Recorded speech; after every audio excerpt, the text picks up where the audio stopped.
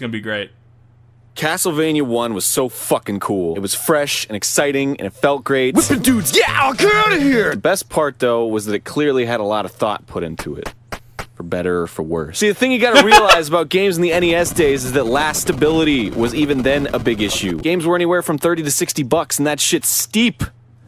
You couldn't pay for that shit with your fucking lunch money. The NES cartridge didn't have a lot of space, so developers had to mind their limits, but also try to make a game that lasts a long time, so people felt like they got their fortunes worth.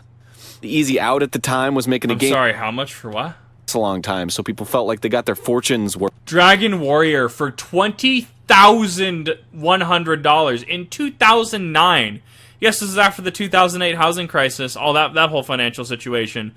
That's more today. That's more today. That is 2009 USD. That is not today USD. Worth. The easy out at the time was making a game that was frustratingly hard. Whoa, shit! Most of the time it was in cheap ways. And Castlevania took it a step further in the right direction. Somehow, at the beginning of the video game era, these guys knew what game design really was. They employed a lot of misdirection in order to create a difficulty level that was out of this world. The idea was that most kids just kind of plow through a game. If you did that in Castlevania, though, you got your balls rocked. Yeah. Oh god! They planned everything around the path you would take if you just ran right through. Castlevania's level and enemy placement required you to stop and think for a second. To be careful and mind your surroundings. It made you take in the level design and quickly find an effective way to beat it. Or you could just die. Yeah. And despite being this great vampire hunter, your whip had like this delay on it. This was intentional. Jumping didn't have a delay, but your whip took a second to fire up. This added this huge level of depth to strategizing your attack, and it made plowing through enemies that much more of a non-option. In a way, I mean, that's actually a good use of tempo, though. That is a useful way of a useful design tactic of making the tempo longer, making it so that's not as quick, not as snappy, right? There's that slight delay to add to the experience and add to the tactical advantage. Because if your whip was that, right, and you just hit somebody, the game would have a faster tempo and you could just blitz through it. But that is, as an intentional design choice, is actually brilliant to have a more tactical and slower style of play. It was kind of like a metaphor for being in an actual scary situation. You wouldn't just rush in like nothing mattered, throwing your fucking life away. You would stop nervously and assess the situation before slowly and carefully approaching danger. It was fucking great, and it felt smart and complex, and it was an instant classic. Yeah! And then they made a second one. So I know the Angry Video Game Nerd made a video about Castlevania 2 Simon's Quest, and I love him and that video, but I don't give a fuck! So here's what they did right in Castlevania 2. Number 1! Game feel! Amazing. So, Castlevania 1 and 2 employed the same basic elements. Attack with your whip and kill enemies, yada yada, bing bong boom! But Castlevania 2 had better game feel in general. It just felt better. The whip sound effect was way cooler. And the death sounds were better. There were more enemies that took more than one hit, and they made wailing on enemies feel so much better. Was Castlevania 2, was that NES, or did we move to the SNES at that point? They added more of a freeze to when you hit the enemy that took multiple hits. Also, the little explodey flame was nicer, and it was a much better indicator of death, because it was brighter, and it just looked like it popped out. It was clear you killed an enemy, or at least that you were hitting an enemy, and that felt good. It felt good. It felt good! Felt really good when I beat the shit number 2! Day and night! Okay, I had to double check it. Thank you, chat. It is NES. So, I mean, they're working with the same hardware restrictions. It's not like they moved up to the SNES and suddenly had more hardware and better hardware to work with. No, this was still NES. So it's a refinement is what it is. Being serious? Yes, I'm serious. Come on, you're kidding. I'm serious! Look, okay, I know you've all seen the AVGN review, and he complained so much about that shit. Yeah, okay, maybe the little prompt was kind of tedious. Amazing. When it showed up and it lasted for 7 centuries as you're waiting to play. Okay, duh, that's a given, and they should have fixed that. But the concept of this element was new and it was exciting. You never knew when the world was gonna turn on you, and it reminded you of this kind of sense of looming evil. Silent Hill did the same goddamn thing, y'all love it so much. Castlevania's theme was horror and fear. This was difficult in the NES days because— So is this just like is this similar to like the Blood Moon mechanic from Breath of the Wild and Tears of the Kingdom, where there is a timed event that, you know, oh, Gratz, well, this is Gratz, now you have to deal with this, right? Is that how this is working? I've never played Castlevania. That's one of the things that I have not, and I feel that a lot of people want to crucify me for it. No pun intended. It's just never been on my radar to really play, unfortunately. I mean, look at this. What is this even? So they had to, like most other developers at the time, resort to using the game to set its tone. Amazing. Can you believe it? How do you make a game that looks like this? Or this? Scary. For Simon's Quest, it involved making the player feel helpless somehow, afraid of something bigger that he can't explain or control standing in his way. This shit was scary, or at least unnerving. And it was especially scary when you were low on health in the middle of a long stretch and you're like, please don't let there be a curse, please don't let there be a curse, please don't let there be a... I mean, that prompt alone just scared the shit out of me the first time I saw it even. I was just like, what is happening? Castlevania 1 didn't have that shit, it just had goofy skeletons throwing bones. When are you gonna run out and fall apart? But okay, I just like to... Are you ever gonna run out of muffins? No, because I work at the Muffin Factory. Give credit where credit is due, alright? Simon's Quest is dumb, and it's stupid. Aww. And it's stupid. And it's dumb. Okay, here's what they did wrong. Number 3! Towns! And the RPG! The towns were dumb and boring and had nothing to do with hitting things with your whip. Okay, so this game added RPG elements where you had to buy upgrades from a store. Hearts that you collected from enemies instead of being your ammo for your alt weapon, which was the bomb, by the way. Instead are money to buy upgrades and other necessary objects for completing the game. So instantly this becomes farming, and instantly this becomes pointless and dumb. These kinds of things were meant to elongate a game. They're made to manipulate you into thinking you're achieving something more than you're actually achieving. What?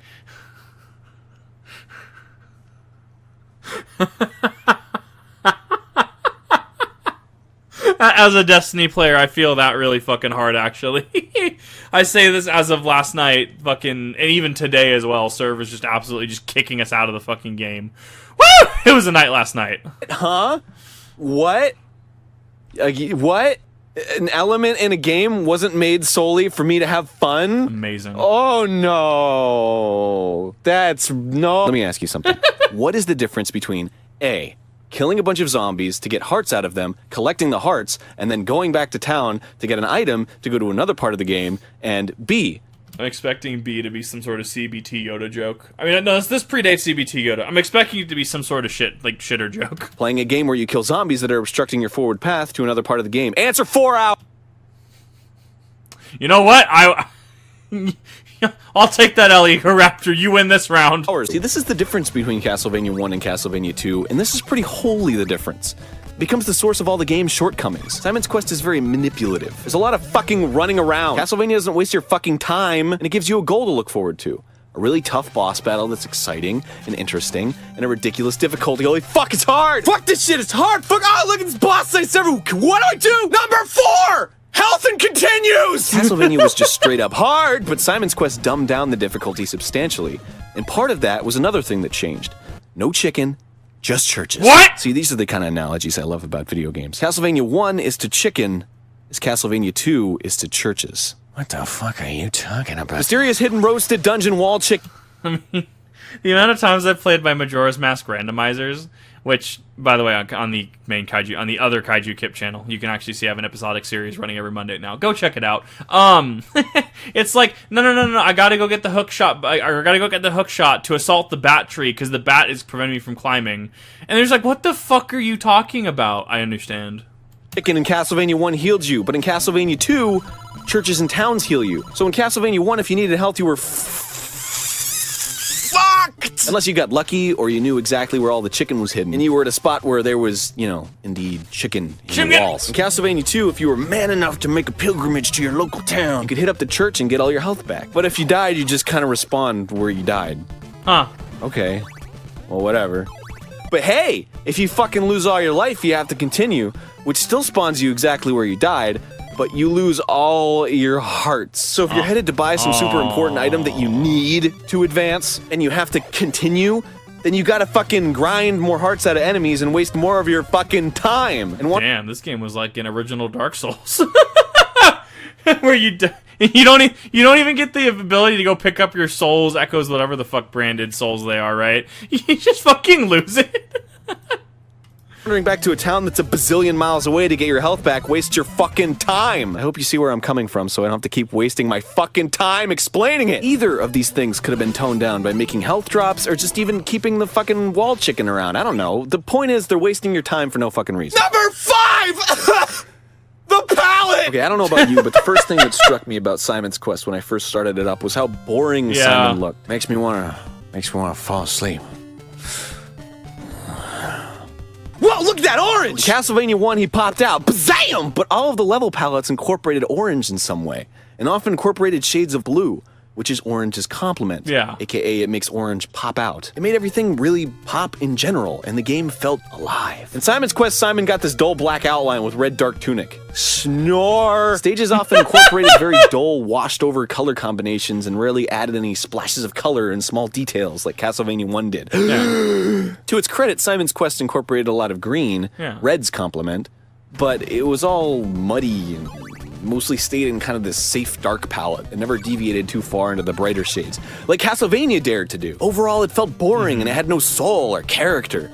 All the levels kind of just bled together into one big dark gray mess, which kind of reflects the entire game, really. Whoops, did I just say that out loud? Towns were without a doubt the worst culprit of bad palette choices. An entire town was all one flat, uninteresting color. Go indoors. It's all blue. Go outside. It's all red. Night comes and it's all dark blue. I mean, seriously. I know the NES has a limited palette, but come on, give me some contrasting colors. Give me some complement. Give me something interesting to explore and look at. Number 6! Stupid enemy shit! So, as I mentioned before, Castlevania 1 has genius enemy placement, and it was wicked memorable, and it gave you the sense that the game was thought out, and it was just so hard. Like, yeah, okay, it was all possible, but it wasn't like the controls were bad. You just had to strategize your jumps and attack at the right time, but holy fuck, it was so goddamn hard. It was so hard, dude! It was frustrating, and it would put you in a shitty mood because you keep fucking dying, and dying, and dying. When you beat it, though, it was super triumphant, but it made you, like, even more stressed out for what was to come. God damn it! Anyway, sorry. So basically, Castlevania 1 is the perfect example of the advantage of linear gameplay. You can plan around one scenario. The player is coming in from one direction in any situation, and you can plan enemy and level placement accordingly. You can really give the player a tight, consistent experience that they'll remember forever. Right. But look, in Simon's Quest, like, the enemies were in places that were just asking to die. Like, check out this part where I'm just naturally jumping and swinging and I'm landing hits on every enemy without a second thought. Look at that! Castlevania did like the opposite of this, especially with shit like the Medusa head. The problem here is that Simon's Quest is way too open-ended. Stuff is all scattered everywhere, and it's easy to miss things, so you're gonna be doing a lot of back and forth through the same areas you've been through over and over and fucking over. I'm sick of these fucking blobs! Ah! They're back! So with that in mind, the developers realize they can't have these complicated, ridiculous enemy layouts in the game because nobody's gonna backtrack through this. I mean, even in the mansions, they expect you to backtrack out of them. The one place you would think the enemies would be planned out really well. It's just like they didn't really want to put any effort into it to begin with. So, with all this cookie-cutter enemy placement, why did they even keep the sloppy whip controls? It still has a ridiculous delay, and it still freezes you in place when you're standing still. If the point of the enemy placement now is to be able to dispatch them all pretty quickly when you're backtracking, why is it still slow as fuck? You really start to feel the effects of the clunky movement when the game isn't planned around it anymore. And that's really the ultimate key to all this. Castlevania feels well thought out. It feels planned and complete. But Castlevania 2 just feels like a fucking mess. Number 7! The bosses! Okay, this is kind of a personal point, but it was a little underwhelming to not encounter bosses in all the mansions. When they finally did show up, like 50 hours into the game, you were pretty decked out with awesome shit, and you could just fucking destroy them in a second. Castlevania 1 had neat bosses at the end of every stage, and it was wicked. It had like this build-up and this payoff when it restored all your health and you advanced to the next crazy stage that was all different and it had different music and everything. You felt like you were accomplishing something. You felt like you were going somewhere. Number 8! Where do I fucking go? This is probably the most common complaint, and it is a huge glaring issue. Simon's Quest is so convoluted, it's a wonder I could even finish it with a fucking walkthrough. So you can talk to townsfolk and they'll tell you shit. First of all, there's way too much shit. Way too much shit. So right away the villagers start telling you like 70 things at once, and how the fuck are you supposed to remember every little detail? So get out a pen and paper and start fucking writing that shit. When do I stop? The internet definitely helped out a lot of this, being able to communicate, oh, I did this, or oh, this is the whole dialogue. Like this was just a different era of gaming. Nothing they say is helpful. It's all cryptic, and some of them lie to you. Once you actually know what to do by reading it in fucking English on GameFAQs or something, you'll run into the villager who said for you to do that specific thing, and you still can't even interpret it as what you were supposed to do. Kneel next to the wall on the far left or whatever is hit your head on the top of the... What the fuck? How to fix it. Okay, see now, what I think is kind of nice is this dude named the Almighty Guru did a ROM hack of Simon's Quest called Simon's Quest Redacted. And they did a couple things way right. Number 1, the text crawling is wicked fast. Number 2, all the dialogue is rewritten in fucking English, so people say things that actually clue you in on what to do. Number 3, the night and day transition is lightning fast. It was a really nice gesture, and it truly shows how creative some gamers can be. But when it comes down to it, the minor tweaks can't fix an ultimately broken game. See, everybody nags about all the little things that annoy them about this game, but if the game itself is bad, fixing those things won't really do much in the long run. Knowing where to get the items is great, whatever, but getting there is boring. Jumps are frustrating, enemies are lifeless and forgettable. Running around back and forth is tiring, grinding for hearts is a fucking chore, it's a fucking mess! The point is, Konami tried something different with Castlevania 2 in order to make it last longer than Castlevania 1. That's the bottom line. They probably heard that people thought Castlevania 1 was too difficult, so they toned it down to give the player avatar strength, leveling up the player's avatar while still maintaining the basic level of difficulty throughout. It wasn't hard in the traditional sense, it was only imaginary hard, because enemies took more hits if you didn't have the best whip, and dispatching more resilient enemies wasn't really a challenge, it just took longer. What was truly hard was avoiding Medusas and axes and still being in the range of the night guy to lay some hits on him, and fuck! See, he took a lot of hits, but you weren't just standing there wailing on him, you were surviving this onslaught of constant shit, and every extra hit he took had serious implications and consequences for you as a player. Yes! Oh man, another one! The apple! I mean, at this point, it just, Castlevania 1 rewards skilled play. If you're a skilled player, if you know what you're doing, if you have the reflexes, if you have the sheer ability, you can run the game in, sure, what was it, 34 minutes? But if you're like me, who's arguably a dingus, it's going to take me the same. It's going to take me, you know, the 2 hour, 50-minute mark. Easy, right? If I'm that fast, right? Where Castlevania 2 is the base, you know, 2 hours, it doesn't feel like it rewards skilled play. And that in itself is egregious. It is an offense, so to speak. I mean, like Dark Souls, for instance. How fast can you run Dark Souls? I mean, like we have actually. Let's go check. Let's check GDQ. GDQ Dark Souls 1. I'm trying to figure out the exact time so I can at least have something to cite. It looks like SGDQ 2019 all bosses. Catalyst did it in 1 hour, 25 minutes, 27 seconds. So, a skilled player that knows what they're doing can blitz through the game in roughly less than 90 minutes.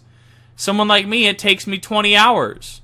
There's nothing wrong with that. The game should have the ability to, if you are the skilled player and you want to go for gold, you should absolutely be able to. And if you're not, then it's going to be just your average game length. If you're trying to balance for too many things, if you're trying to go for too many things, you're going to encounter balancing issues. I cite this with Ghosts of the Deep in Destiny 2 right now, where there is the ability, and it's actually a triumph and borderline requirement to run the dungeon solo in one session. People can run it in 2 hours. People can run it 45 minutes solo. I had a buddy who was running it. It's taking him 6 hours. It can take 10 hours for all I fucking care.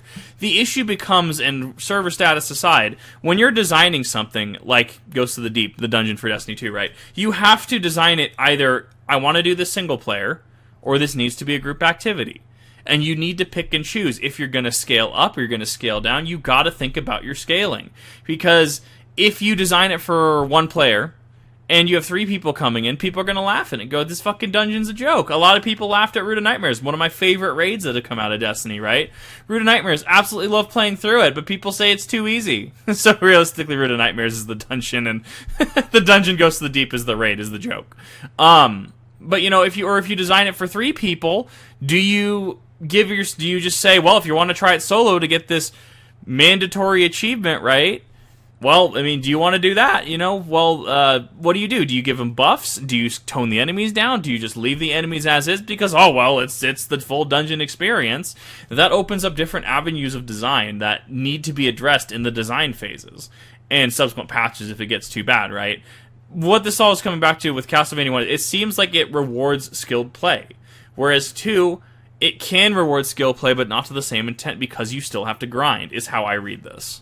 Castlevania 2's cheap lastability is easily identifiable because it falls flat in so many areas, aka it sucks! But the more recent Castlevanias have been using the exact same tactics that I've been complaining about. There's a lot of running around, you level up your strength, you have to get items in order to advance forwards, but these games get unreal praise. Why is that? It would be because they use design choices that complement all of this shitty boringness. Leveling up feels good because all those sparkly sounds and colors. Yeah. It feels good to hit enemies. The hit sparks and sound effects are all really exciting. Moving around is fast, and jumping on stuff is fun. You get a lot of power-ups that change how the game is played a little bit at a time. You get a lot of small rewards frequently. It's just very fast-paced. It feels very conducive to mindlessly running around because you aren't constantly hindered by this choppy platforming and slow gripping. But are you getting anything out of it any more than you are when playing Simon's Quest with like a walkthrough? Do you feel like you're legitimately beating a hard boss or enemy by grinding for a while and getting the best sword and then wailing on him until he falls? Are you getting any sense of genuine satisfaction from having to run back and forth through places you've already been in order to get something that allows you to advance forward more easily? I mean, this is a subjective answer though, because a lot of there are two types of gamers, right?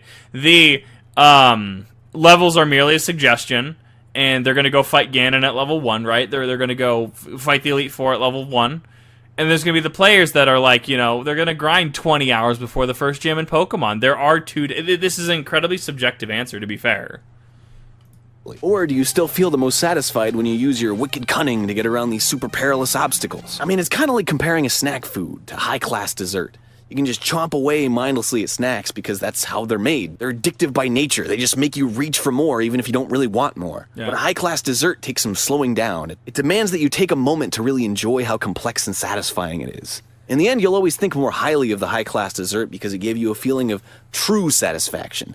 It's not designed to go on forever. It was designed to finish off a meal. Maybe it was so good you wanted more. But what you had was delicious, and you're glad you had it. Or you could just be a fucking pig and eat it all. That's me with these weird... Oh, God, I have these chips, chat. I have these weird, like... I went to the Asian market today on the subject of this. They're called shrimp crackers. They look like they're Korean, potentially. They got little, like, shrimp on them. Like, these things are so fucking addicting. Like, on the subject of snacks, so that got me thinking about that. But, like... The conclusion, yes, I could argue would be extremely snobbish. You have to understand where Egoraptor comes from as far as a old guard of gaming, quote unquote, right? Because it's just a different era of gaming. I will say that the entire outro of that was subjective. Do you get a thrill out of over-leveling 30 levels for a boss and then just stomping them to the ground? Me? Yeah, absolutely. Because at that point, I've grinded for this. I've put in the work to do that. I don't have the skill to go several levels under. I don't have the skill to level 1 Dark Eater Madeir. I just don't. I'll go level 300 and beat the fuck out of Dark Eater Madeir. I don't have the ability to go Elden Beast at level 1. I just don't. So, like, that is an incredibly subjective answer. If I had to give a professional critique on it, question will say so something. Lucy Pyre always shows up. Let's be real.